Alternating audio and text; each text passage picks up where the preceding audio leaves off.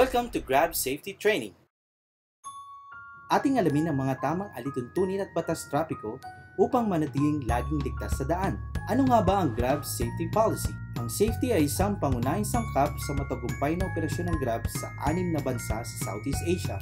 Naniniwala at nagsusumikap ang Grab sa ligtas na operasyon na higit na mataas sa itinakdang pamantayan ng industriya at alituntunin ng regulatory board upang higit pang maproteksyonan at itaguyod ang kaligtasan at kapakanan ng aming mga empleyado, kontratista, customer at ang komunidad kung saan kami naglilingkod dahil ito ang nararapat at tamang gawin. Ayon sa World Health Organization Road Safety Report noong 2015, naitala na mayroong 10,379 na kaso ng pagkamatay dulot ng aksidente sa daan, subalit 1,513 lamang dito ang nai-report. Sa kabuuang datos ng road traffic deaths sa Pilipinas, 14% nito ay driver, samantalang 11% naman ay pawang mga pasahero.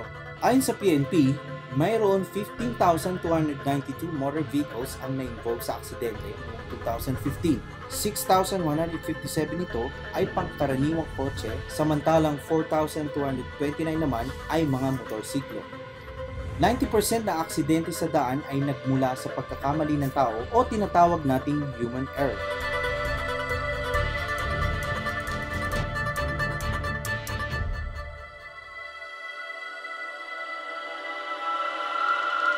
Paano nga ba maging ligtas sa daan? Ating alalahanin ang ilang alituntunin at traffic signs na kadalasan nakikita natin sa daan. Ang mga sumusunod ay 3 uri ng mga traffic and road signs sa buong Pilipinas. Warning, informative, at regulatory.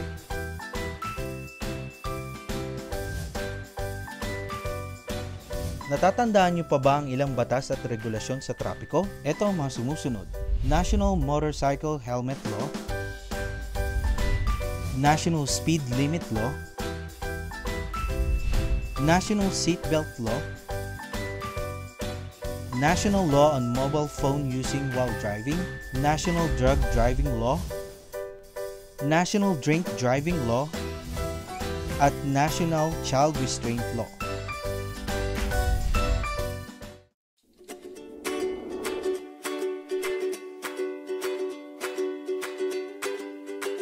Gumagamit ka ba ng cellphone? Kumakain? Nagbabasa? O anumang gawain na maaaring makasagabal sa iyong pagmamaneho? Then you should stop that. Ayon sa Republic Act 10913, drivers, including pedicabs, bicycle, puliglig, tractors, cannot use mobile communication device to write, send, or read text-based communication or to make and receive calls, and using an electronic equipment or computing device to play games, watch movies, surf the internet, compose messages, read e-books, perform calculation and other similar acts while driving or temporarily stop at a red light. The operation of communication device can be used provided it is hands-free, speakerphones, earphones, etc. Any placement of hands-free communication device should not interfere with the line of sight of the driver. Ang sinumang lumabag sa mga batas na ito ay papatawan ng multa o suspensyon ng driver's license. Isa pang mahalagang alituntunin ay ang Grab Anti-Harassment Policy. Our passengers ride with us because they trust that we can provide them with safe and convenient transportation. As such, we expect all drivers and passengers to behave appropriately and respect boundaries. Inappropriate behavior, especially sexual harassment, has no place in our platform. We should always treat each other with courtesy and avoid all forms of disrespect or harassment. Ano nga ba ang sexual harassment?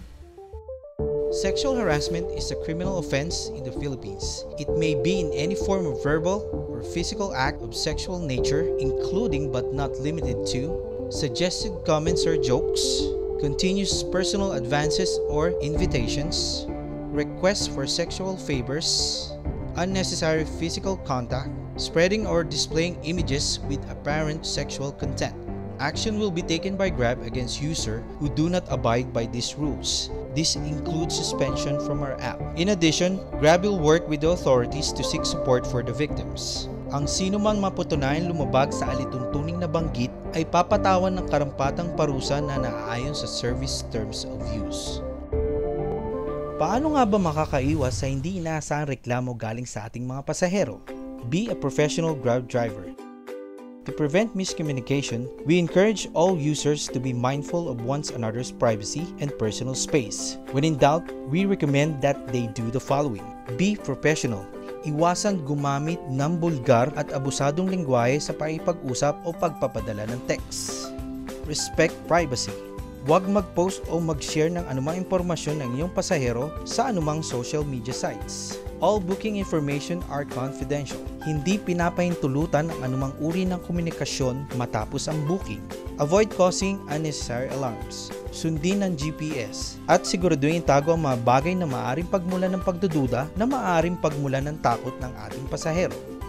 For example, deadly weapons, any identifications that might cause passengers to think that you own a gun, spray bottles, at iba pa. The golden rule: no physical contact. Remember, seek safety, aim safety, follow safety, ensure safety, teach safety, and yield safety.